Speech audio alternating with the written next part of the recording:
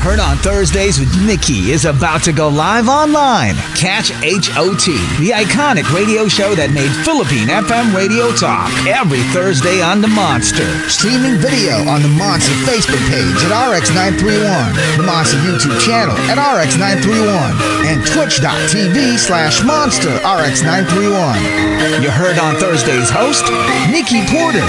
Stand by and enjoy the program.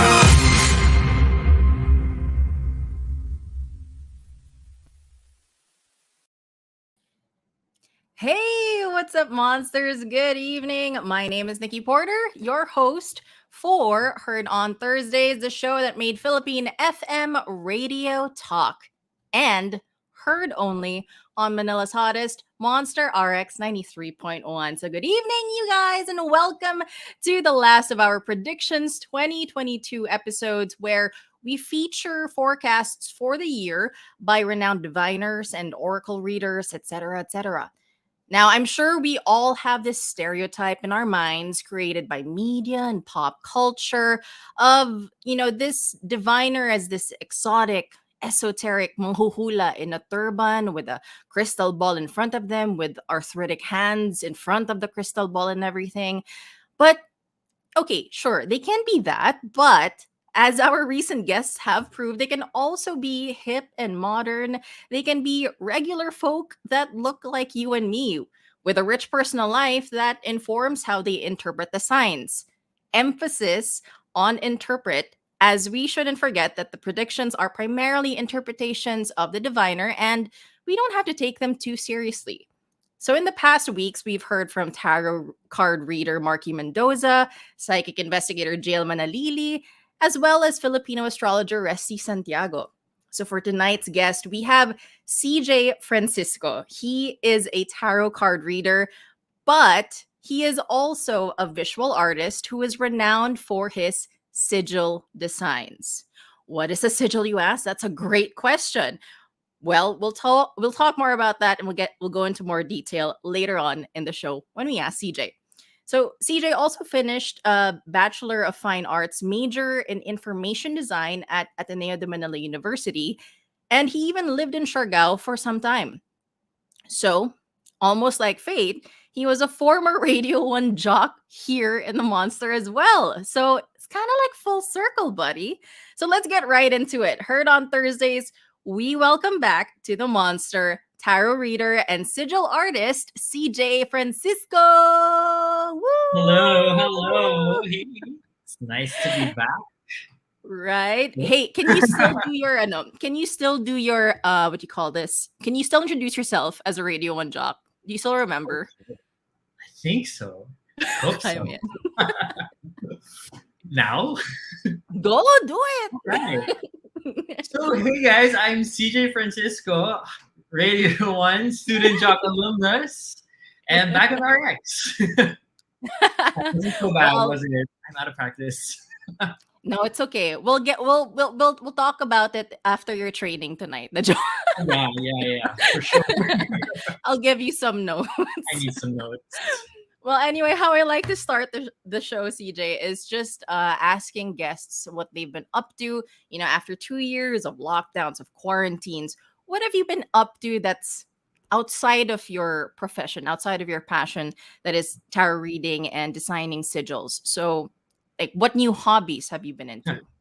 Actually, interestingly enough, this whole thing started like really taking off within the 2 years. Before that, since leaving Student One, Radio 1, as like from Ateneo, I went to advertising. I hated it. I kind of, toxic environment. And then I moved to Siargao in 2019. That's actually, so in 2018, I decided to quit the job and try to figure out life for myself, like what my best life means for me. So I quit that toxic environment. I moved on to trying to pursue my passions, which was, at the time, it was art. So I started drawing a little bit more. I started doing more designs. And then later on, the deck that I have right now, the Imaginarium Tarot, is that I illustrated all 78 artworks. Wow. And then from there I started, you know what, let's get back into tarot. Let's actually start reading for people. And then I moved to Siargao.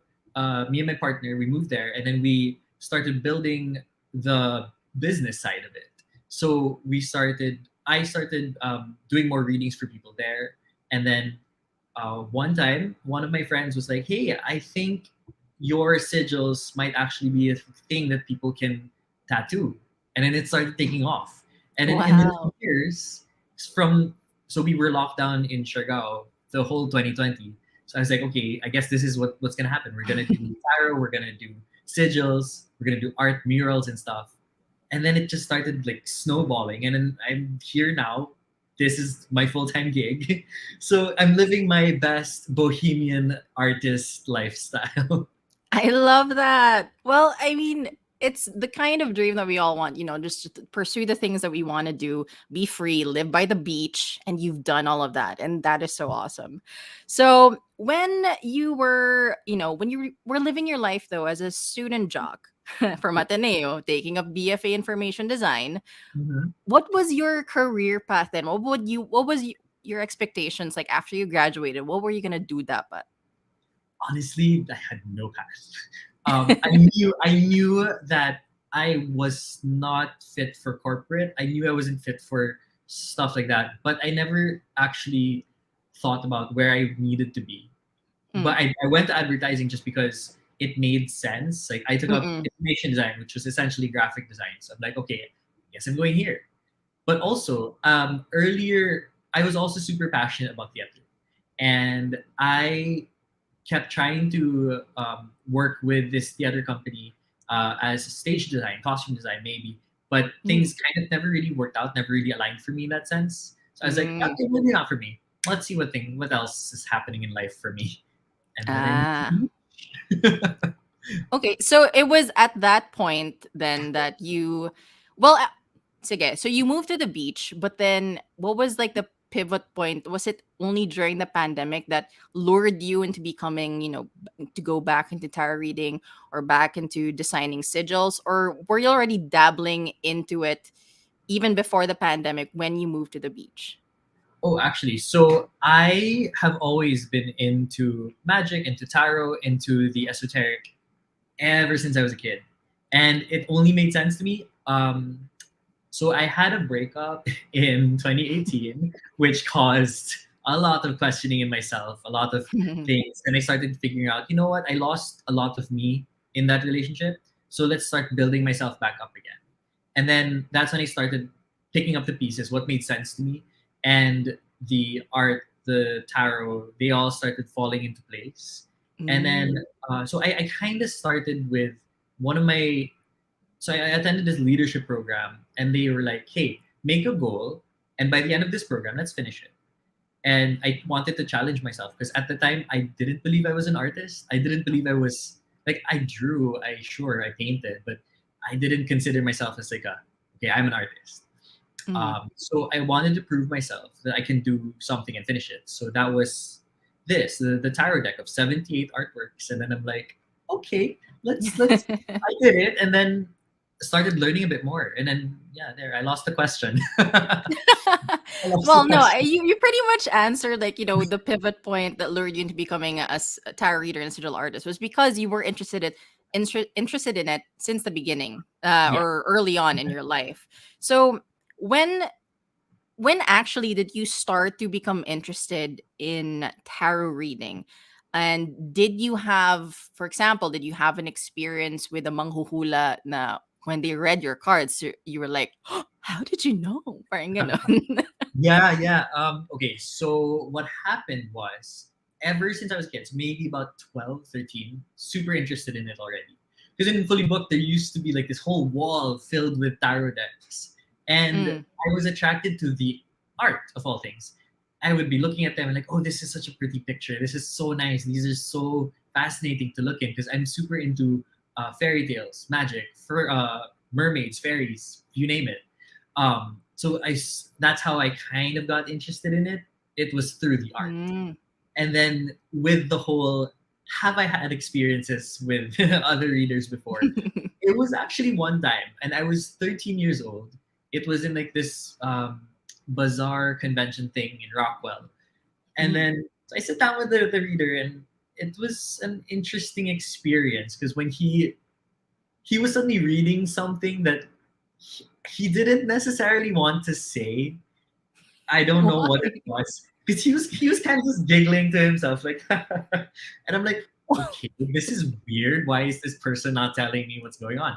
And then he goes, I kind of see you in the future living a life of debauchery, and like you're just having at the time of your life with like just going at it. And I'm like, okay, as a 13-year-old, I did not know what that meant. Mm-mm. And later on, like a few years ago, it's like, oh, parties, drinking, playing around.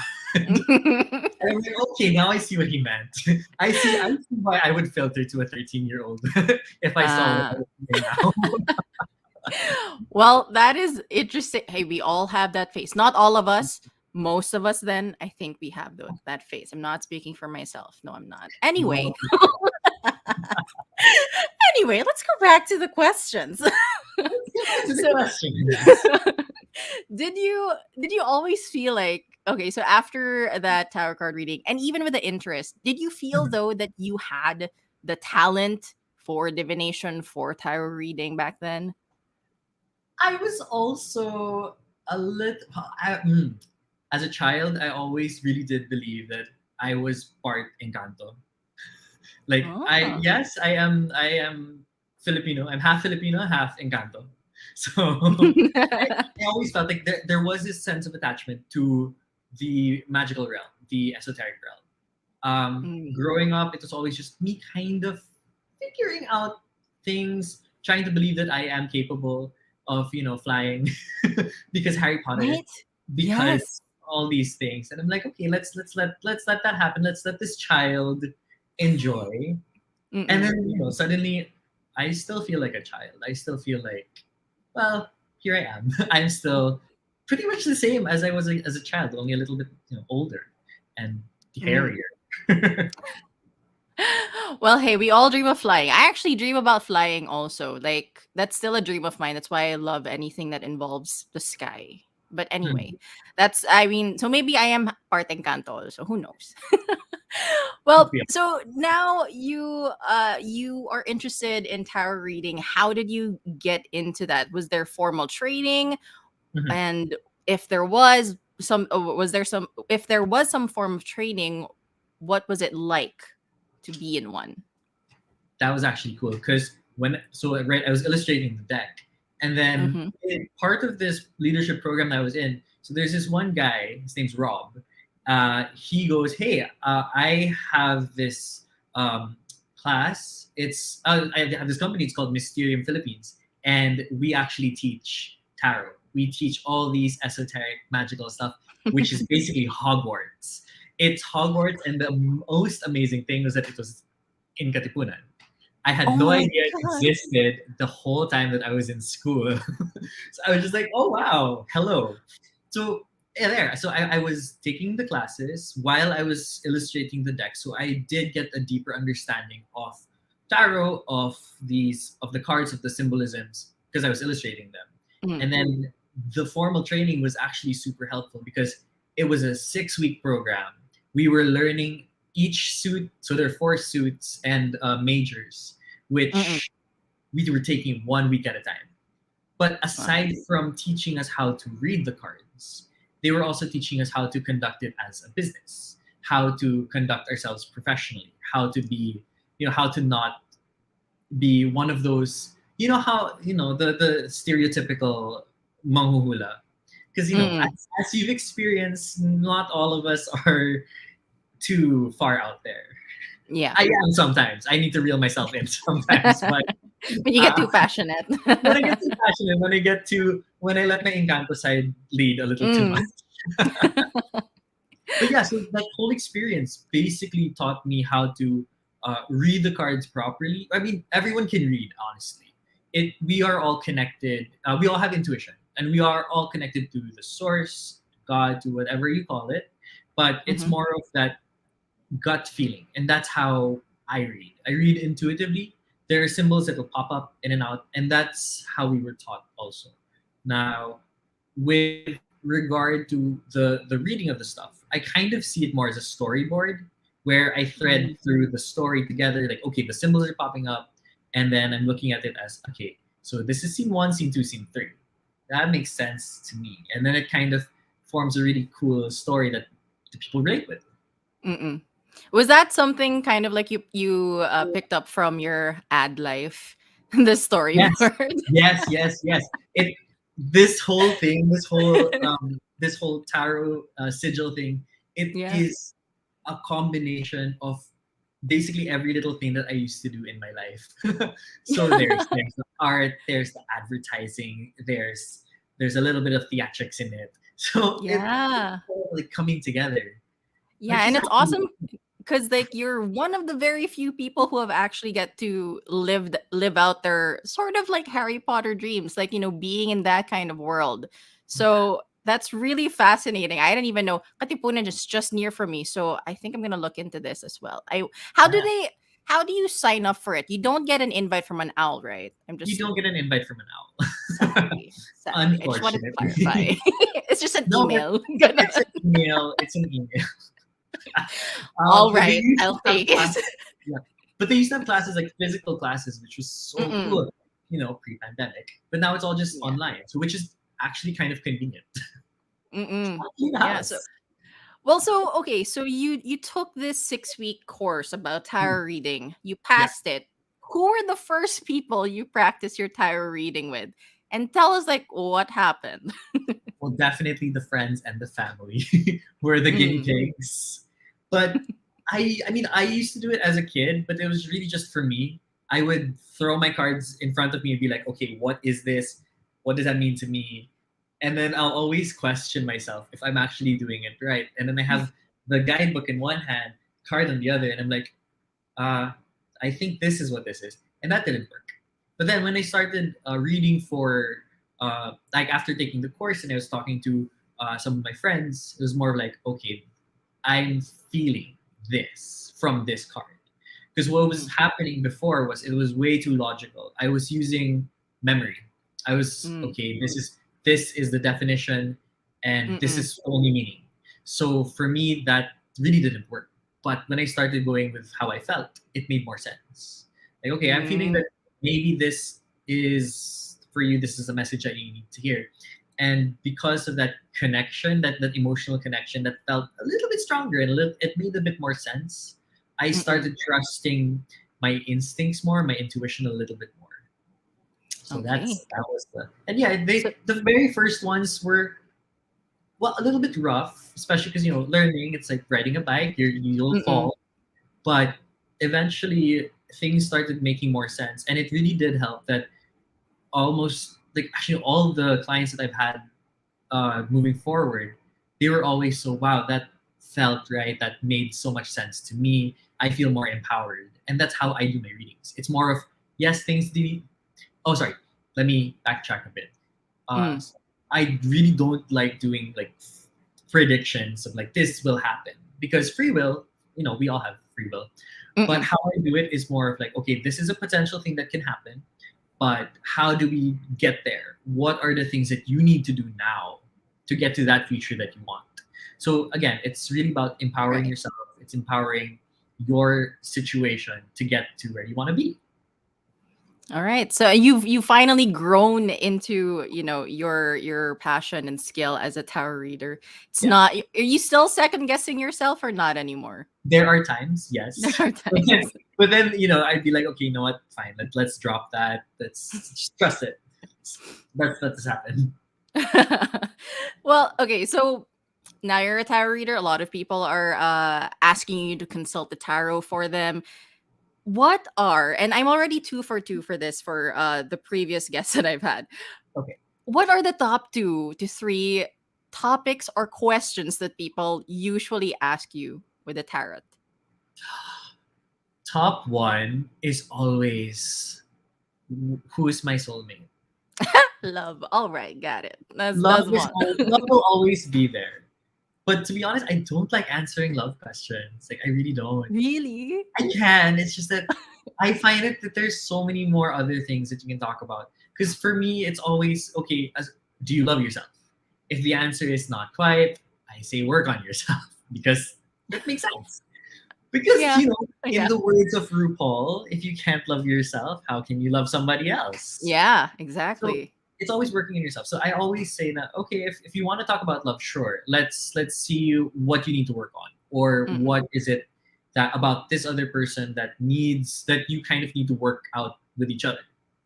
The second one would always be about business. It's always about their career growth, Yeah, yeah. which I love. I love business ideas. I love empowering people to make taking those leaps of faith into, Mm-mm. okay, I want to do this, but I'm scared. Like, no, go do it. 'Cause What are the range of people though, like who ask you about business? Are these people like actual professionals, like hold high positions in like businesses, and they consult with you? some, yes. But Yeah. most of the people who have been coming to me, well, most of them were the Siargao people who, the demographic of Siargao is basically uh, mid 20s or early Mm, 20s to like 40s. So mm-mm, those are the kinds of people that I generally gravitate more towards. People mm. who are soul searching, people who are Yeah. trying to find themselves, and that's kind of where I feel I make the most sense and I connect with Yes. more. All right. So it is career and love. Wow. Okay. 3 for 3 now. I love it. So it is. Well, so for you naman, so you consult for other people, but are you also allowed to ask the tarot your own questions, like for yourself, for your life? And what do you usually ask, if I may Oh ask? yeah, of course. Always, always. I always, especially if because as a Libra, I am very indecisive for things. Oh I no.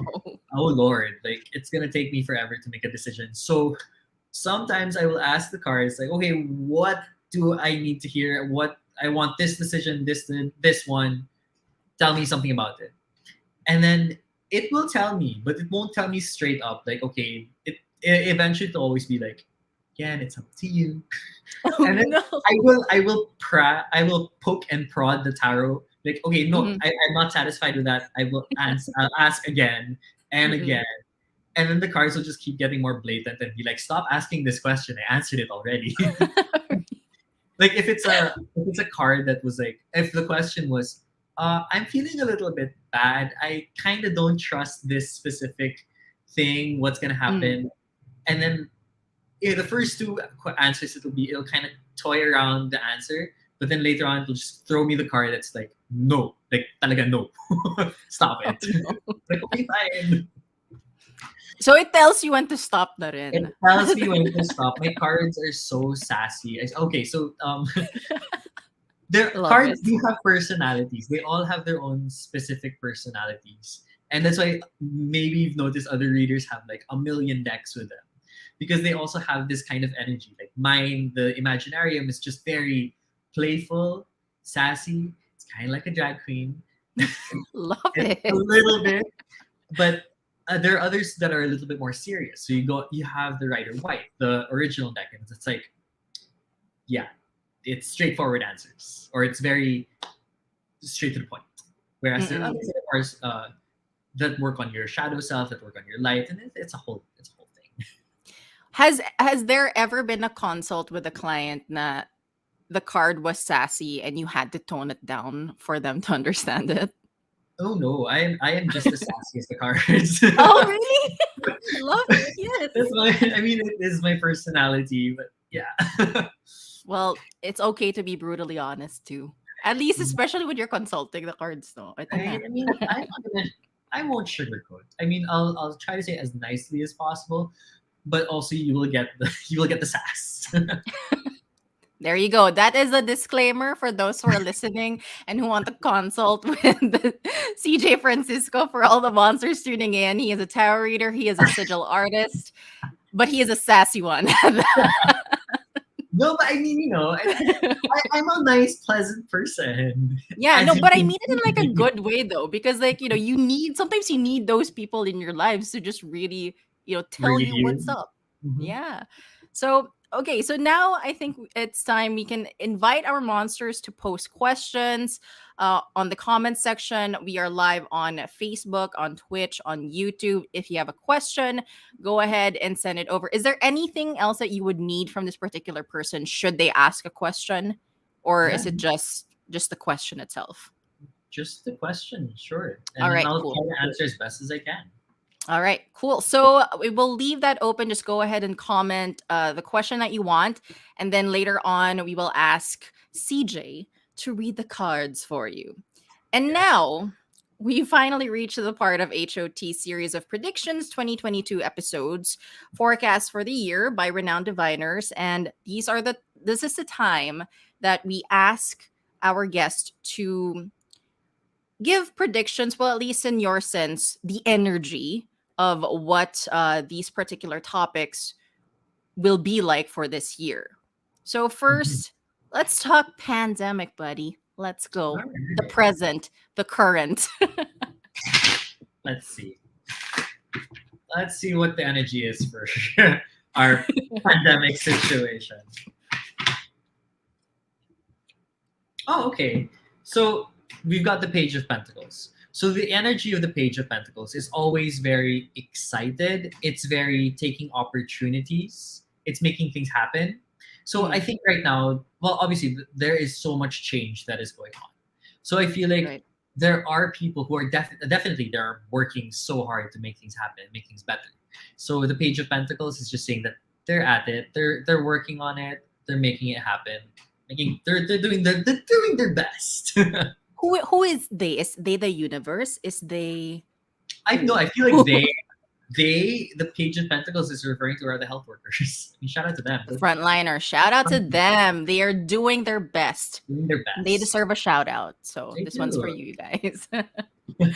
All right. Next, let's talk economy. How is the economy gonna be like for this year? The energy of the economy for this year. Okay, that would have made more sense in the Page of Pentacles, but okay. No, because the Suit of Pentacles is usually career and business. But let's see. So let's see what this is.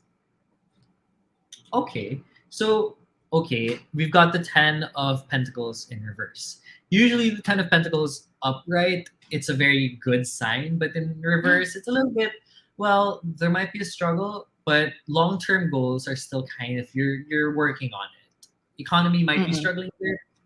Kind of makes sense because it's on and off, but still work. Let it happen. Yeah. So it's just really like, well, hopefully it's just for the short term and hopefully for just this year. And once Yeah. again, it's just the energy of it. The energy That is, could yeah. change. Who knows? Yeah. So next, let's try and see what the energy will be like. Will you be able to tell through the tarot businesses that will be favored this year? Let's try that. All Let's right. see what. I will let's help see- you interpret with my, Yeah. novice skills. Give me a sec. Sure. Okay. The businesses that will actually feel better, will do well. This is the Six of Cups. The Six of Cups is always about giving back to people, finding that nostalgic presence, that feeling like you're home, you're feeling like you're safe. So businesses that have that maybe are allowing people to feel safe, secure, and happy. Those are the ones that are going to make that will flourish. I don't know. Maybe I 'Cause guess for in me, the it's sense of like the theme of the business could be like their could vibe. be That's maybe okay, like yeah. well, that could. I mean, yeah. But the Six of Cups is always about finding that sense of playfulness, of like you're safe and you can just be who you are. So businesses that allow you to feel that, I think that's what will work out really well. Would it be possible if that could be about like entrepreneurs like taking on their passion, freelancers, or people who work in corporate who decide to go freelance and just pursue the thing that they want? Is it a possibility that that's what it's talking about? It's a possibility. Yeah, it could be like going back, like I said, like this me, I was jumping into this because I felt like this was my passion. This was me as a child. So maybe that if you start going back to how you were as a kid, what were the things that Okay. inspired you? as a kid, then that's what might help flourish. Oh, all right. Well, how about for businesses that might be challenged? Let's try. Can we try that? Let's see what will be. Okay, the emperor. The emperor is just a very strong and masculine card. Very powerful, very structured Mm, situation. So maybe those businesses that are maybe the businesses that are unwilling to be flexible with things, maybe the mm, businesses that are super set in their ways that they're yeah. not going to allow room for, wiggle room, maybe because Right. of the rigidity that might uh, cause some stress and struggle. All right. So businesses that just are kind of they don't like change, I guess will be the Yeah, ones that will be challenged. Got it. yeah, And because, then yeah. So let's see what about travel and tourism? What will the cards say? How are we feeling about this tarot? well, okay, so we got the chariot. Mhm. The chariot is all about movement. But I feel with this card, it's more of okay, things are starting to move up, things are starting to happen, but it also feels a little bit limited, which obviously, hello, pandemic. Mm-mm. But for me, this is like if you look into the guy holding the stick, it's like Mm-mm. okay, we're being led to a certain direction. So I guess it kind of means yes, travel and tourism is still gonna happen, but it feels like we're being herded still. Like we don't Mm-mm. have as much freedom as we would want to, but it's getting there slowly but surely. All right. Slowly but surely we can travel again. Just still be safe. I think that's the Yeah, wear that's the your main mask, point. be Yeah, vaccinated, the whole exactly. shebang. And what about for showbiz, for entertainment? Do you see an energy there with the tarot? What would it say? Kaya. Huh.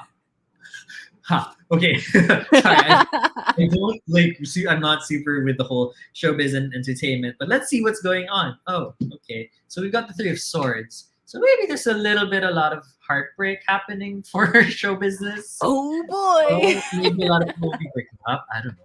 But it feels a lot like maybe there are some unresolved issues that people are having that might be aired out. Who knows? But this is always not the most pleasant card to have.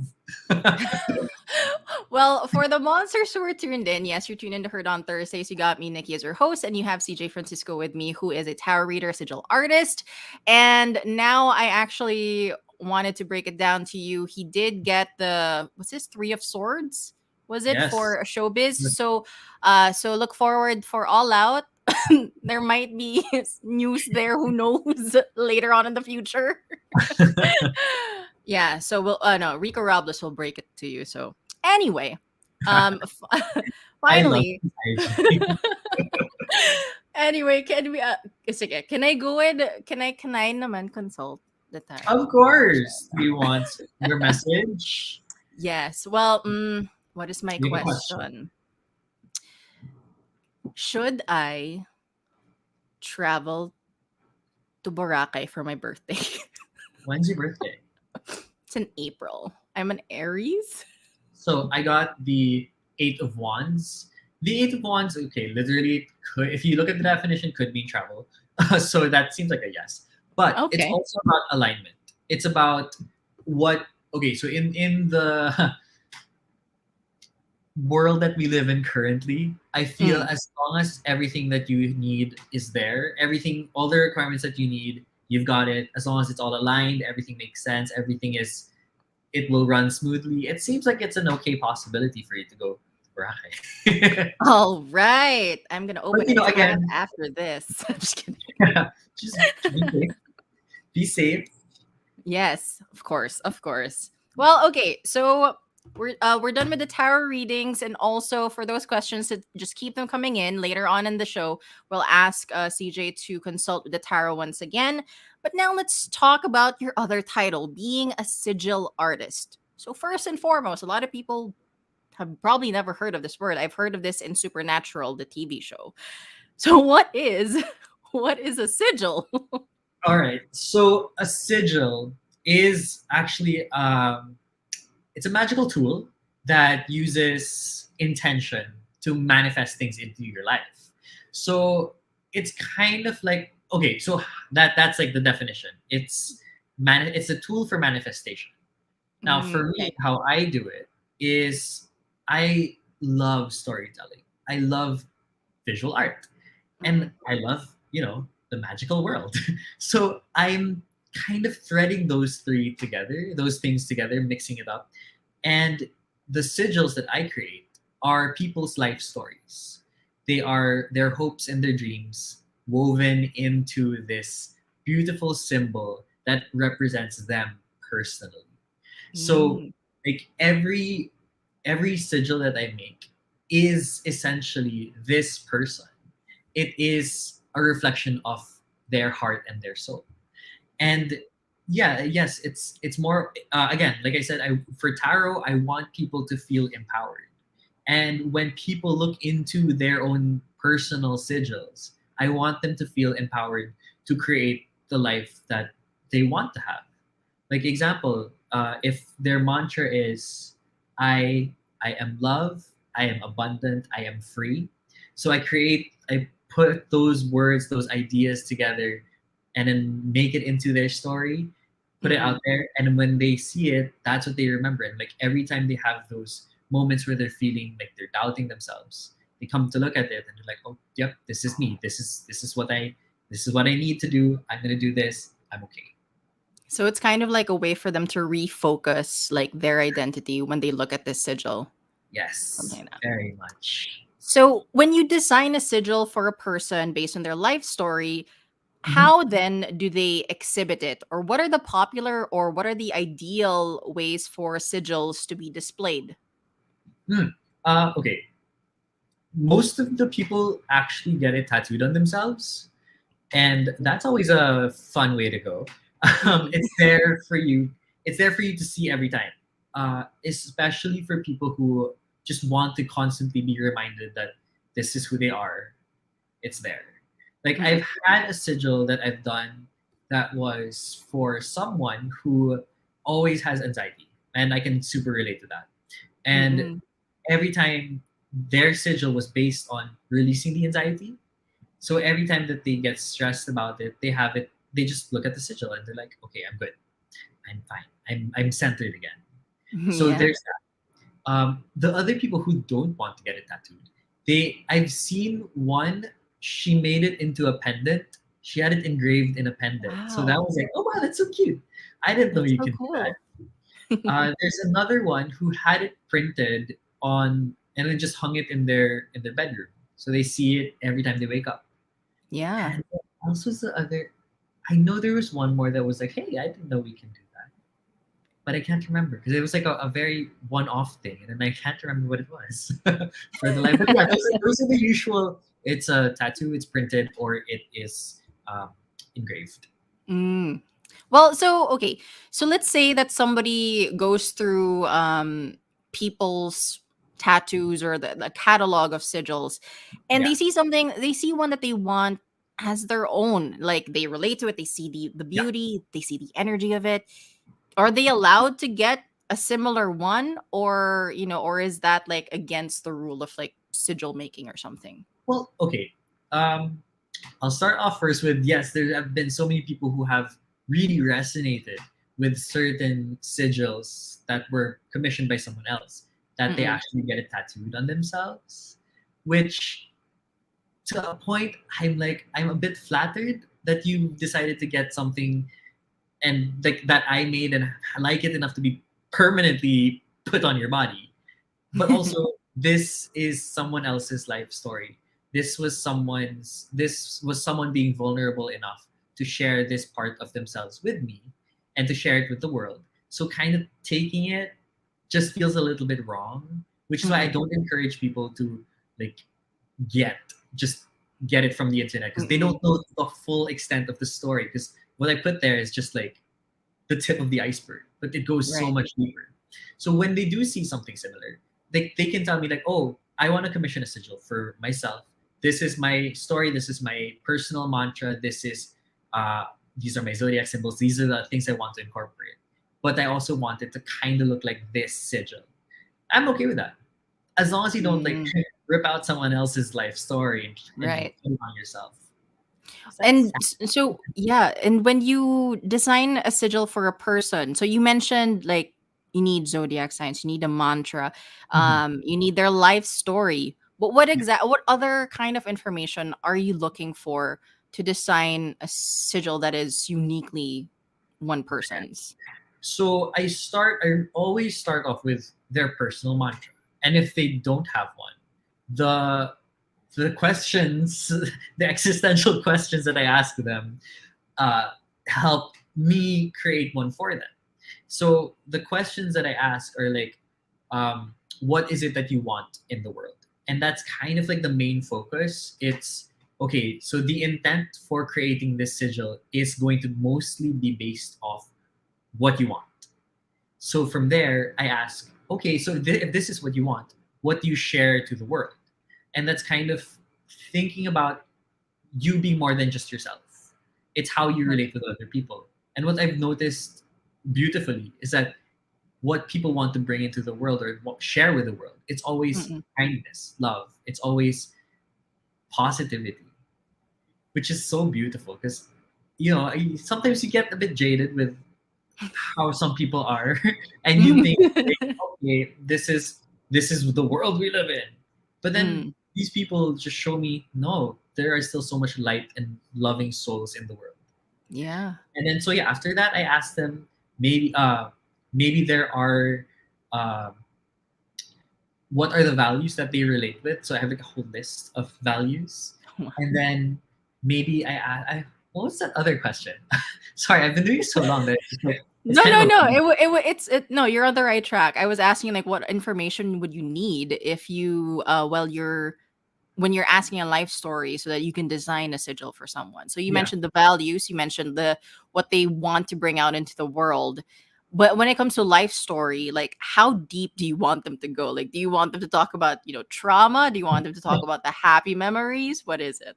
Um, Actually, with their life story, they can just share whatever they feel comfortable with, and the more open they are about their life, the more I get to understand them a little bit more, and the more I get to understand their answers. Like there have been clients who actually shared a bit of their trauma, and I actually sometimes catch myself actually crying. Like I need a moment. I'm like, oh my god, this is so heavy, but like it's so beautiful that they're sharing with me, Yeah. and uh, because they are sharing this part of themselves, it helps really hone in on what I find is important to them. And then that's when I start using my intuition. That's when I'm like, okay, let's create this. What are the visuals that come into mind?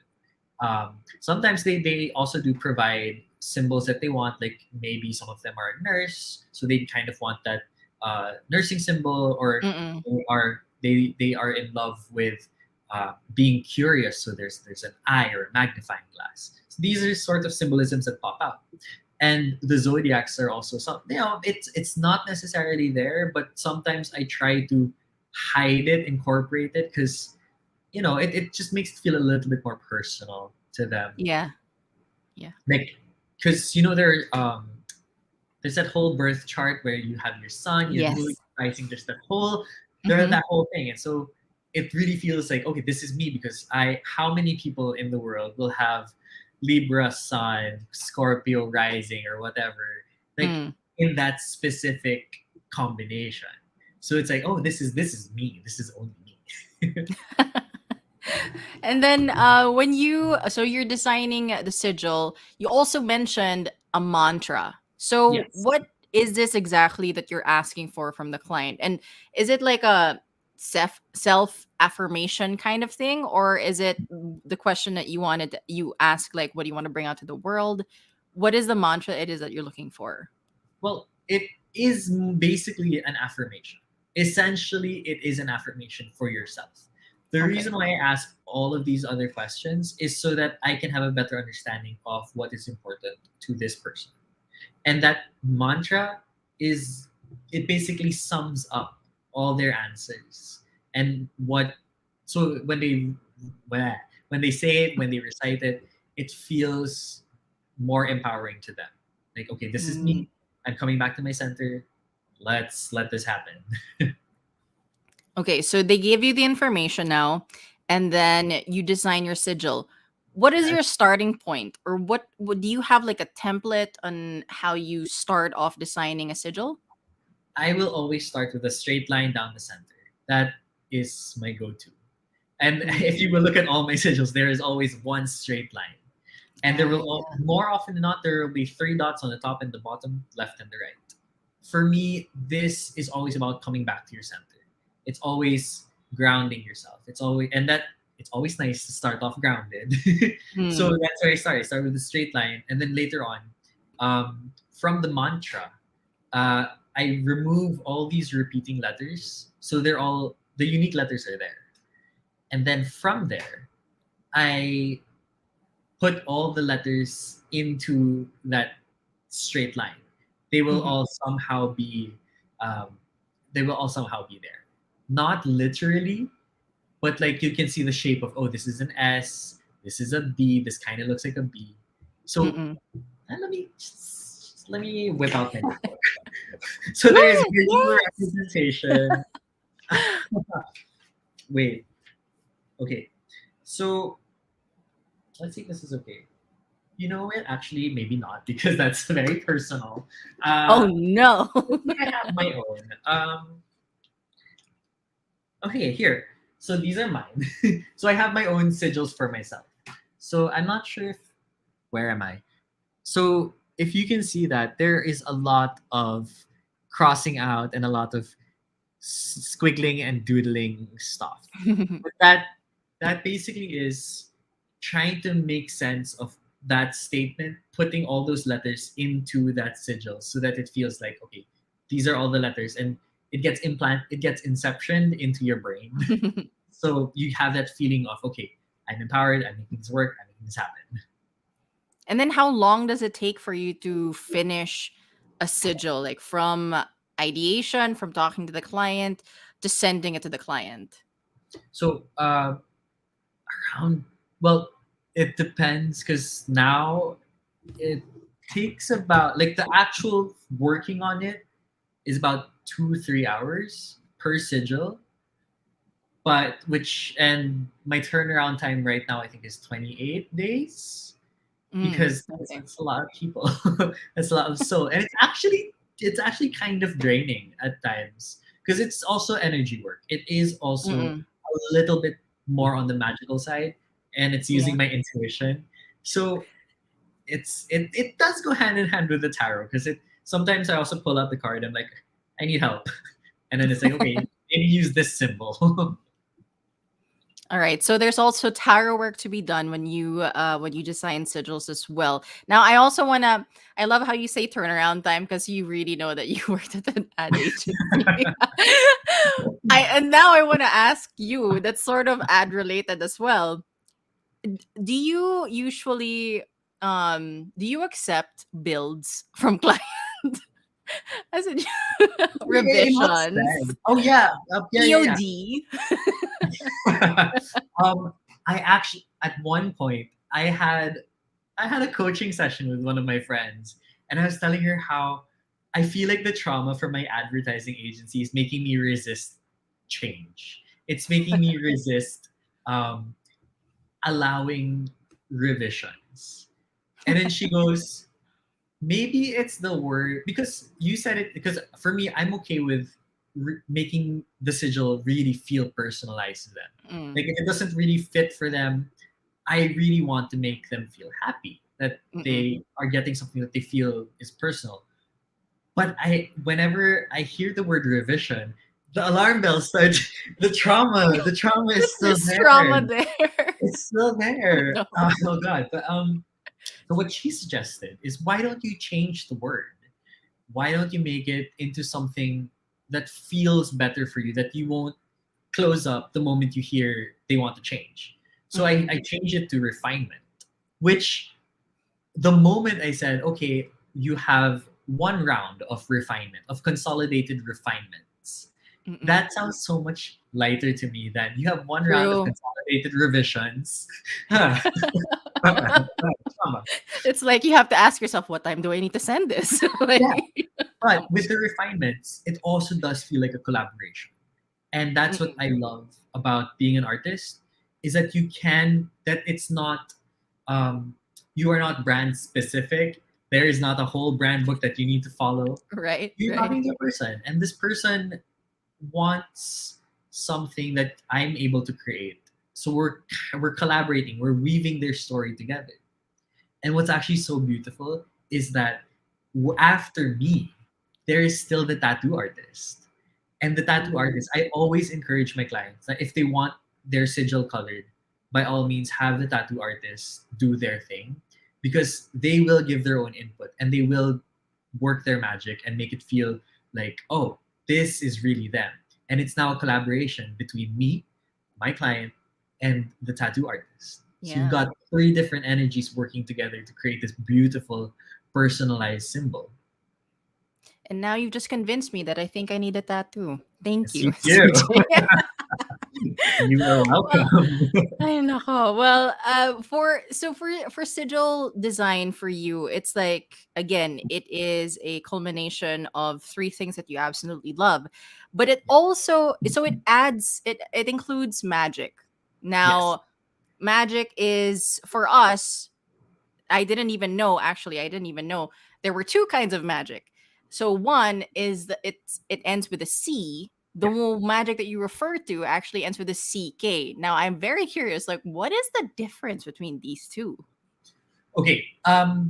Personally, with the magic with the C, it feels a little bit more children's party. It's the more, um, it's the common perception of witchcraft, of Harry Potter, of Mm-mm. Lord of the Rings, of these things, which is okay, but it also feels very playtime. When you put the CK, for me personally, it feels more um, deeply rooted, deeply connected into spirituality. Not to say that it's more, um, well, I know, sorry, it is on a deeper level than with the C, because there's a different kind of Mm-mm. understanding that goes with it, and it's not. It's more of the energy work that goes into it, and I think Mm. it's really just defining what you do, so you're not party trick. You're not a party trick. You are All not right. that type of person. You are more on the. This is serious stuff. This is we're not we're not doing that. We're passionate about We're this. passionate about Magic this. with a CK. The All CK. right. So, okay, so tarot reading, sigil, artistry, you flourished in Siargao. So, what was it about Siargao though that attracted you? I know there were a lot of people who I know like were interested, at least visiting. Some stayed for longer, but what was it for you that made you want to stay there for an extended period of time? So I went there the first time 2015. I was with like my friends. The moment I landed there, I knew nothing about it. I absolutely fell in love with the place because it was beautiful. But I fell in love with the people. I fell in love with how people were so open.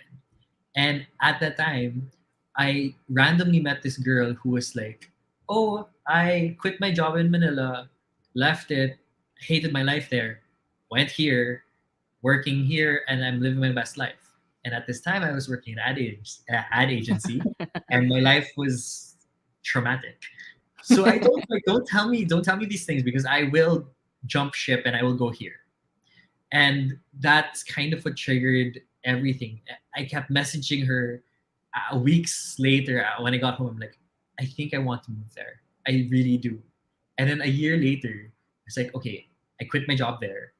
And then I did 2 months in Siargao by myself, a solo trip. And then things started feeling right because I started to see the heart and the soul of the island is really the people. Mm. And then come 2019, um, so me and my partner, I actually convinced him he's never been.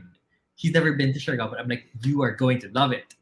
And then I pulled him along, and then we got to Siargao. We actually got married in Siargao, The person who officiated our little ceremony was Rob, the guy who taught me tarot. Oh, So wow. cute little ceremony, and then from there we were just building our life there, and then everything just started falling into place. They all started making more sense, Mm-mm. and the island, the people, because everyone is just so open-hearted. The community, you feel the love of the community. You feel like it's such a small place that you recognize everyone. You know them. You know their personalities. You have fun with Mm-mm. them. But more than the fun, you will meet people who are just so open-hearted, who are willing to share their life stories. And this was even before, like, having a tarot session. They're just open and open to life. And then Wow. the the community that is there is just so welcoming, which is like yeah, especially when Odette happened, it just killed me. Like, oh Lord. Yeah. But Were you which there? So you weren't there when that happened, but I know that you did make an effort to try and help out. So can you tell us a little bit about that? So I was in Iloilo when it happened. We did get hit a bit, but not obviously not as much as Siargao as all the surrounding areas. But I also did lose power, and for 4 days, electricity was gone, signal was gone. So I was there crying my eyes out from the stress because I had no idea about any updates from my friends and family who were on the island, Mm, and I had no idea how I could contact the people in Manila. And like right. signal's gone. Like there would be a brief window of like maybe an hour at midnight when it would be like, okay, all the messages are coming in. I'm like, okay, update, and then okay, no more signal. So it was stressful, and I felt helpless. I felt like I want to be able to help, but I can't. I don't know how. So Mm, the moment the power came back, I decided, you know what? Siargao helped me with my tarot. It helped me get this off the ground and provide for me. So now it's my turn to use the tarot to help the island rebuild. So during the time, I offered donation basis one card readings, mm-mm, and it was 150 pesos minimum at the time, and it was a single card. mm-mm. And the amount of support that I got was overwhelming. Like some people were giving 150, others were 500. I had one who gave 3,000 for a single card. Wow. And I'm like, and this is all because Wow. they wanted to help. People wanted to help donate to the island, to the people who needed relief efforts. And Mm-mm. then from there, I sent it to local lab, and I know them. They are very trusted in the community already. They've been doing work for. Yeah. Usually they were up north, and they were really helping, which was amazing.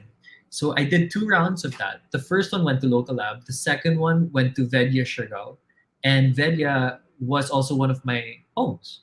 I lived there. Me and my partner lived there for about 2 months, 3 months, a while. We were there for a while. Towards the latter part, um, it was actually one of the structures that stayed um, upright because it was mostly cement, Oh. and Oh, wow. it became a safe house for a lot of people.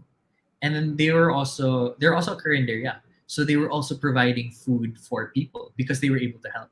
So most my donations went there for the second round.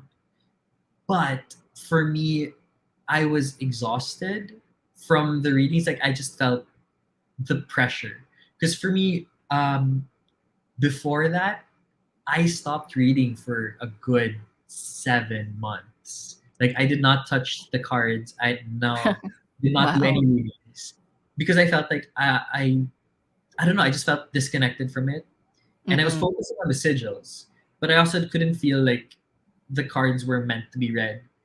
But then I kept asking the universe for a sign, and then a few weeks before that, I kept getting signs of like people were inquiring. More and more people were inquiring from the island.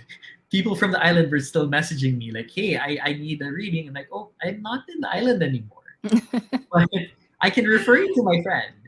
So I was taking that as a sign that maybe I need to come back to readings.